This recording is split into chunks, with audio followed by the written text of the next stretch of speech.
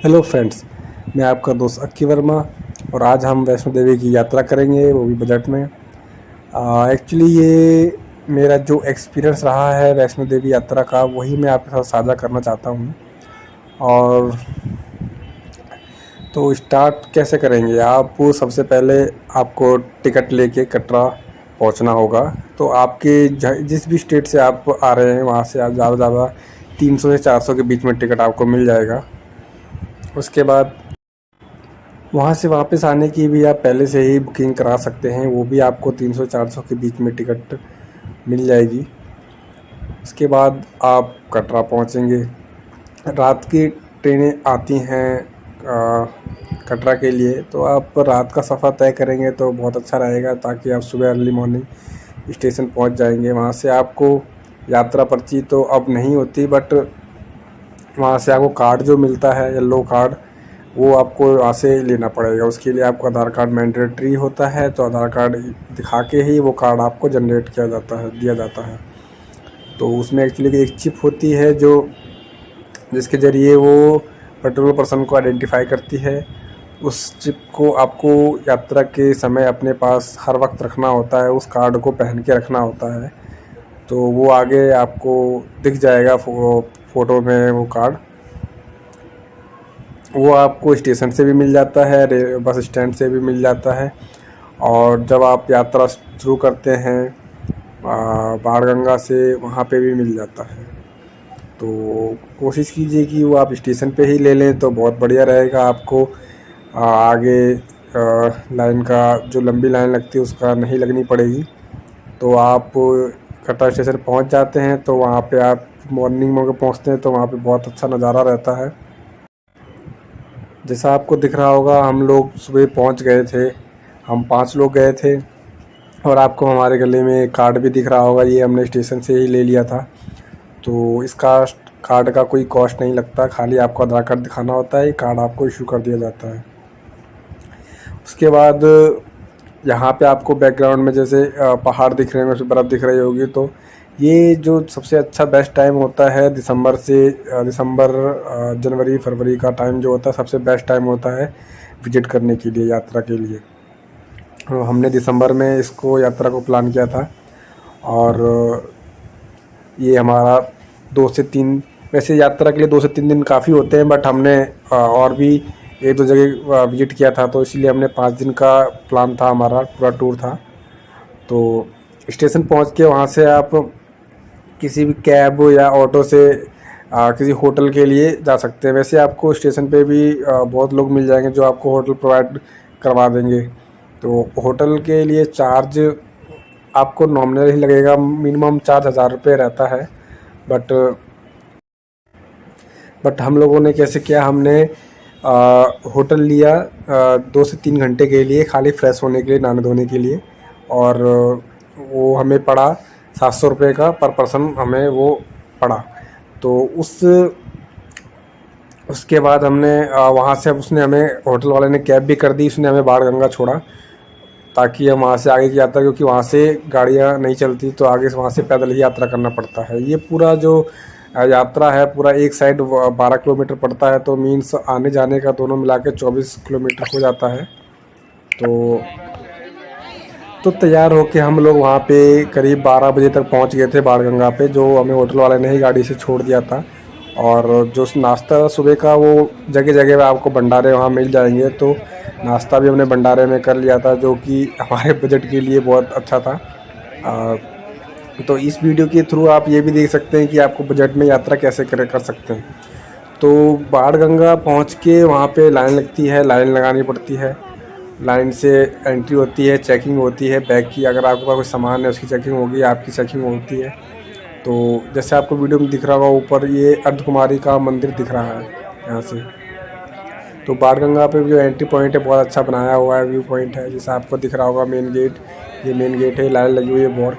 दिसंबर के महीने में भी यहाँ पे बहुत भीड़ होती है। अगर आप अदर दूसरे किसी मौसम में आएंगे तो इससे भी ज़्यादा आपको यहाँ पे रस मिलता है। अगर नवरात्रों के टाइम आएंगे तब तो बहुत ज़्यादा भीड़ रहती है। ये दिसंबर के टाइम हम आए थे, हमें लगा था कि यहाँ भीड़ नहीं होगी क्योंकि ठंड का मौसम होता है, बट यहाँ पे बहुत ज़्यादा भीड़ थी।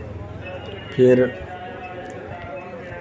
और उसके बाद आपको बजट के साथ अगर बताऊं तो आप स्टे करने का, आपको अगर मैं बताऊं तो स्टे के लिए वैसे कोई ज़रूरी नहीं है, आपके पास अगर कम सामान है तो आप सामान नॉर्मल सामान लेके भी आप मॉर्निंग में ही अपनी चढ़ाई स्टार्ट कर सकते हैं। एक तरफ आपको अराउंड, हमने जब स्टार्ट किया था तो हम अराउंड 5-6 घंटे में आप पहुंच जाते हैं।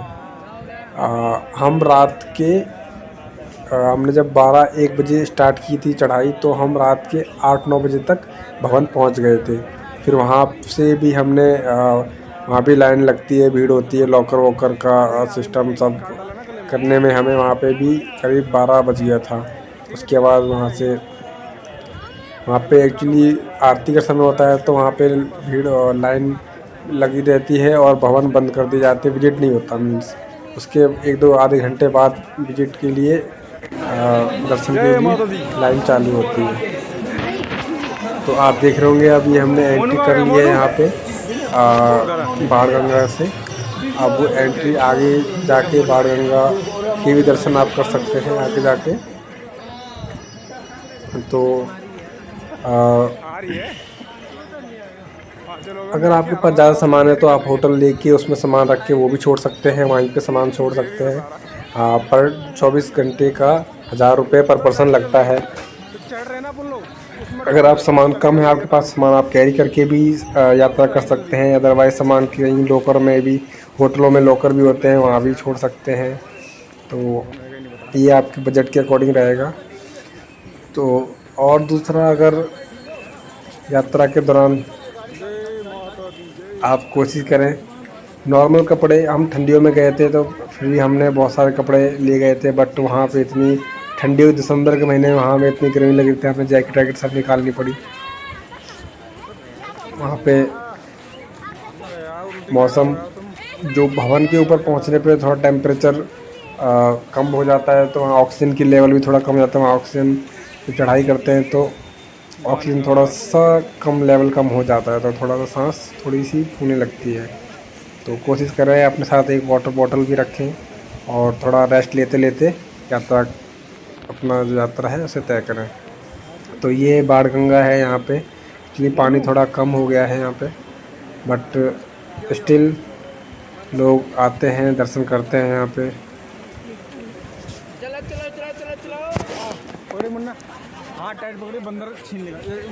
जो सड़क है वो एक्चुअली कच्ची तो नहीं, पक्की ही है, बट वो थोड़ी चढ़ाई टाइप है, तो उसे चलने में आपको थोड़ा दिक्कत महसूस हो सकती है। तो उसके लिए आप यहाँ पे डंडे लाठी मिलती है, वो भी आप ले सकते हैं और वो इजी हो जाता है। अगर आपको यात्रा पैरों में दिक्कत है, कुछ है, तो यहाँ पे घोड़े खच्चर भी मिलते हैं और पालकी भी है, सामान ढोने के लिए भी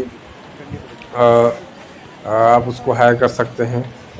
और उसके भी चार्जेस के लिए पर्ची लेनी पड़ती है पहले से, उसके भी ज़्यादा चार्जेस नहीं, 1200 रुपये के अराउंड स्टार्ट होता है। तो ये है सबसे पहला मंदिर जो पड़ता है, ये चरण पादुका है, प्रथम मंदिर इसे कहते हैं। यहाँ पे कहते हैं कि यहाँ पे जो वैष्णो माता हैं वो जब यहाँ आई थी तो उन्होंने यहाँ से पीछे मुड़ के एक बार देखा था। तो यहाँ पे दर्शन कर लेते हैं। इसके बाद आगे जब बढ़ेंगे तो चलते चलते उसके बाद जो अगला स्टॉप है हमारा था अर्धकुमारी। यहाँ पे हमने ज़्यादा देर स्टे ना करते हुए करीब 20 से 25 मिनट स्टे किया, रेस्ट किया। और यहाँ पे मंदिर में टोकन लेना पड़ता है विजिट करने के लिए, दर्शन करने के लिए। तो उसमें नंबर मिलता है, नंबर के अकॉर्डिंग दर्शन किए जाते हैं। तो हमने यहाँ पे जब टोकन लिया तो हमारा नंबर आया था 354 के अराउंड कुछ। तो उसका मतलब ये है कि अगर आप वापस आते टाइम दर्शन करें तो बेस्ट रहेगा, क्योंकि अगर आप वेट करने लगेंगे तो फिर आपका बहुत टाइम यहीं वेस्ट हो जाएगा। तो हमने टोकन तो ले लिया था, उसके बाद हमने डिसाइड किया कि हम आगे को चलेंगे और वापस आते टाइम फिर दर्शन करेंगे। फिर हम यहाँ से आगे बढ़ लिए। फिर आगे यहाँ अराउंड, यहाँ से भवन अराउंड 6 से 7 किलोमीटर होगा। फिर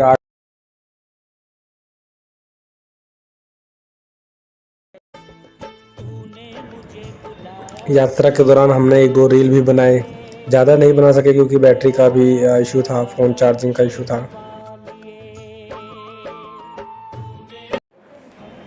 फिर आखिरकार हम भवन पहुंच गए। हम भवन अराउंड 8 बजे तक पहुंच गए थे, 6 से 7 8 के अराउंड शाम तक पहुंच गए थे। वहाँ बारिश हो चुकी थी तब तक बारिश। जब हम पहुंचे थे तो वहाँ पे जो रोड थे गीले थे, जैसा आपको दिख रहा होगा। उससे पहले बारिश वहाँ हो चुकी थी, मौसम भी बहुत ठंडा हो चुका था। उसके बाद वहाँ पे फिर हमने लॉकर लिए। लॉकर के लिए लाइन लगती है, वहाँ पे आपको आधार कार्ड दिखाना होता है ओनली, वो आपको ताला चाबी दे देते हैं, आप अपना सामान उसमें रख सकते हैं, कोई कॉस्ट नहीं है उसका। उसके बाद प्रसाद के लिए लाइन लगानी पड़ती है। प्रसाद का जो 50 से प्रसाद स्टार्ट है, वो आपके ऊपर डिपेंड करता है आप कितने वाला प्रसाद कैसे लेना चाहते हैं, कैसे, वो आपके ऊपर डिपेंड करता है। उसके बाद मंदिर में दर्शन के लिए लाइन लगती है, बहुत लंबी लाइन लगी हुई थी, तो हम वहाँ लगे, लाइन में लगे हम। और उस टाइम आरती का समय भी था, तो दर्शन नहीं हो रहे थे, तो आधा 1 घंटा उसके लिए हमने आधा घंटा वेट करने के बाद जब लाइन स्टार्ट हुई दर्शन के लिए, तो दर्शन करते करते हमें अराउंड वहाँ पे 2 घंटे लग गए। तो जो टाइम 12 बज चुका था। उसके बाद फिर हमने दर्शन करने के बाद फिर हमने खाना खाया वहाँ पे होटल में। जो चार्जेस नॉर्मल चार्जेस ही हैं होते हैं वहाँ पे, जो आपको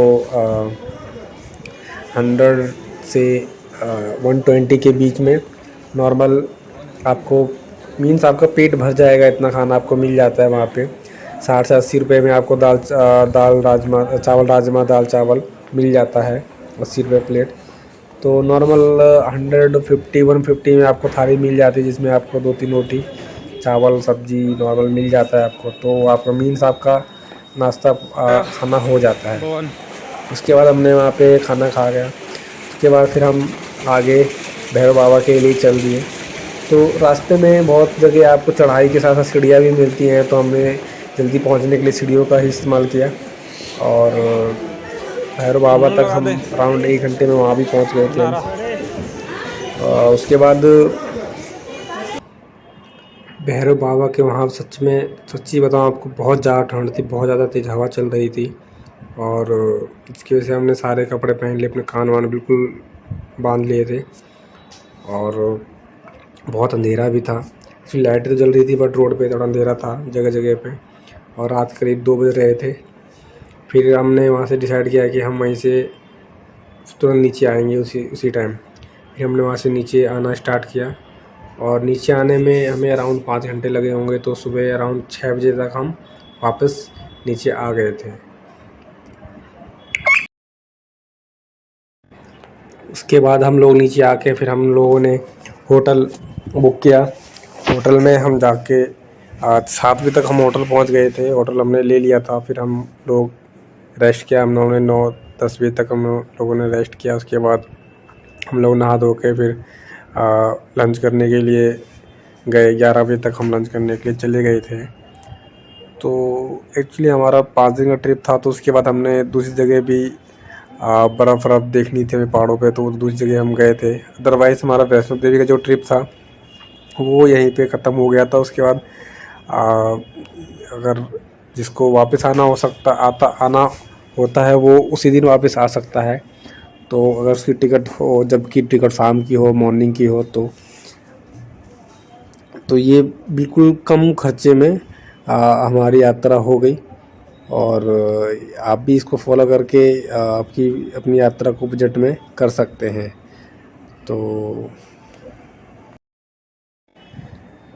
तो गाइस, ये थी हमारी वैष्णो देवी की यात्रा का पूरा विवरण।